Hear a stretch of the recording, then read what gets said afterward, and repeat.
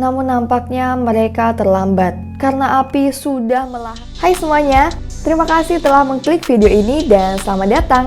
Untuk kalian yang baru di channel ini, kenalin nama aku Nadia Ayu. Bagaimana kabar kalian? Semoga baik-baik saja ya.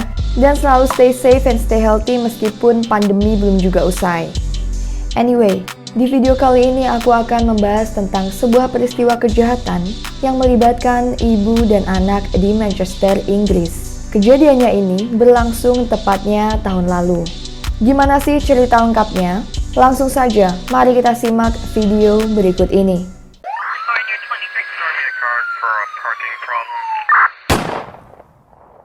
Sebelum lanjut ke pembahasan, yuk klik tombol like dan subscribe channel ini, serta silakan nyalakan loncengnya untuk update video terbaru. Manchester merupakan kota yang terletak di Manchester Raya, sebuah kawasan perkotaan terbesar ketiga di Inggris Raya atau Britania Raya, dengan populasi lebih dari 2,2 juta jiwa. Bagi banyak orang mungkin sudah tahu ya, jika kota ini merupakan salah satu tempat kelahiran dari banyak klub sepak bola, termasuk diantaranya dua klub sepak bola raksasa, yaitu Manchester City dan Manchester United. Dari segi ekonomi, Manchester pada tahun 2010 dinobatkan sebagai tempat terbaik kedua untuk berbisnis di Britania Raya. Manchester juga merupakan salah satu pusat bisnis bagi pasar lokal, regional, hingga internasional, dan kota yang paling cepat berkembang di Britania Raya dengan jumlah investasi di bidang ekonominya menempati peringkat terbesar kedua setelah ibu kotanya London. Melihat dari segi perekonomiannya yang makmur, otomatis kehidupan masyarakat di sana juga sejahtera lah ya, seperti halnya di bidang pekerjaan dan tentu saja ekonominya. Namun nampaknya, hal ini sepertinya tak berlaku bagi Mark C, seorang pria setempat berusia 34 tahun.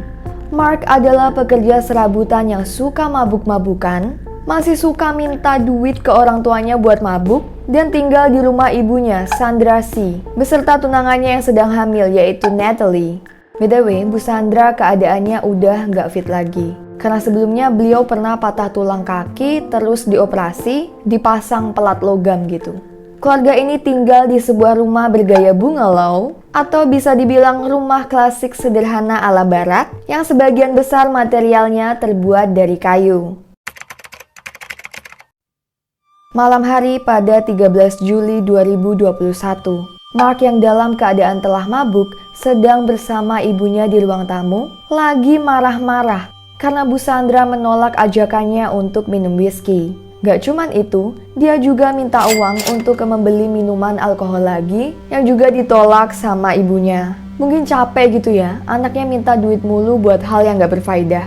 Mark yang ngambek gak terima, lalu ngamuk dan meninggalkan ruang tamu. Ketika dia kembali ke dalam rumah, Mark membawa jerigen susu yang telah dia isi dengan bensin diambil dari mesin pemotong rumput. Beberapa menit setelah itu, rumah keluarga C dilahap api dengan posisi sang ibu yang masih berada di dalam. Sementara Natalie yang sebelumnya berada di kamar, langsung keluar ketika mencium bau asap dan terdengar suara api membakar perabotan rumah. Natalie nggak ngeh kalau ibu mertuanya masih ada di dalam. Soalnya dia dalam keadaan panik mungkin. Jadi ya cepet-cepet aja keluar rumah buat nyelamatin diri. Baru sadarnya tuh pas tunangannya nyamperin dia, terus bilang, "Dah ibu tinggalin aja, dia udah pasti mati di dalam. Yuk pergi." Natalie yang masih shock memilih untuk tetap tinggal dan menelpon pihak berwenang berusaha menyelamatkan mertua serta rumahnya. Karena kondisi si jago merah yang udah membara, dia nggak berani masuk ke dalam rumah buat nyariin ibu mertuanya. Sementara Mark meninggalkan tunangannya dan Bu Sandra kabur dari rumah menaiki mobil van-nya. Pemadam kebakaran pun sampai 5 menit kemudian sekitar pukul 2.30 dini hari.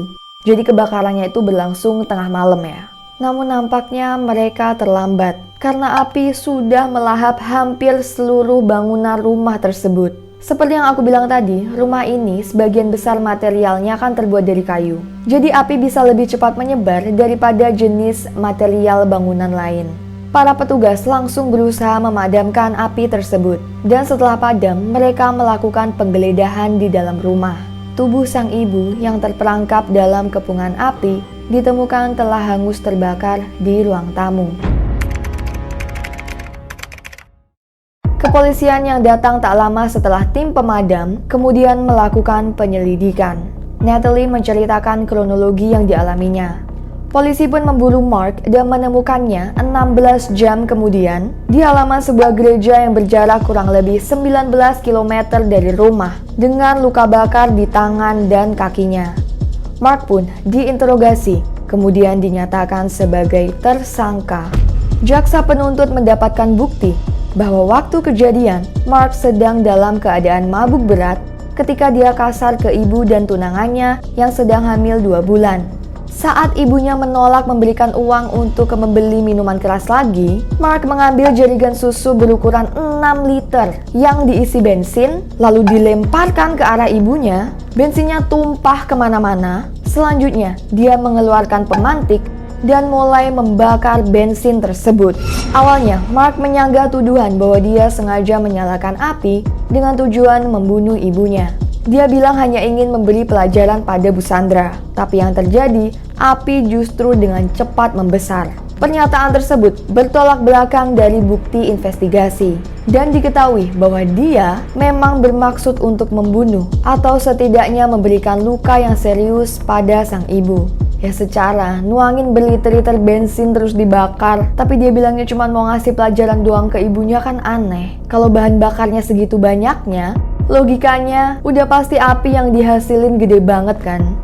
Pada 25 Februari 2021, 7 bulan selang tragedi itu, Pengadilan Manchester menjatuhkan hukuman penjara seumur hidup dengan minimal 21 tahun tahanan.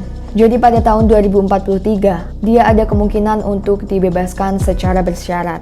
Selama pembacaan hukumannya, Hakim Yip, hakim yang memimpin pengadilan tersebut, mengatakan padanya, bukti menunjukkan bahwa ibumu berusaha bangkit dari kursi dan menuju pintu untuk keluar, tapi dia gagal dan terjatuh. Namun tidak jelas entah dia melakukannya sebelum api dinyalakan di atas bensin, menyadari apa yang sedang terjadi, atau setelahnya. Bagaimanapun juga, dia telah mengalami kejadian menakutkan, menyadari bahwa dia terperangkap di dalam ruangan yang terbakar sebelum meninggal. Dia adalah wanita dengan keterbatasan, harus menderita sebelum meninggal, sementara kamu pergi menyelamatkan diri sendiri. Durhaka banget sih Mark, udah hidupnya mabuk-mabukan, berani marah-marah sama ibunya, endingnya lebih ngeri lagi. BTW menurut kalian hukuman yang diberikan itu udah setimpal belum sih? Anyway, terima kasih telah menyimak cerita tadi dan mampir di channel ini. Mungkin kalian ada rekomendasi kasus yang mau aku bahas di next video? Boleh banget buat tulis sarannya di kolom komentar. Dan jika kalian suka dengan channel ini, jangan lupa like dan subscribe ya, serta nyalakan loncengnya biar gak ketinggalan video terbaru. Sekali lagi, stay safe and stay healthy. Sampai jumpa!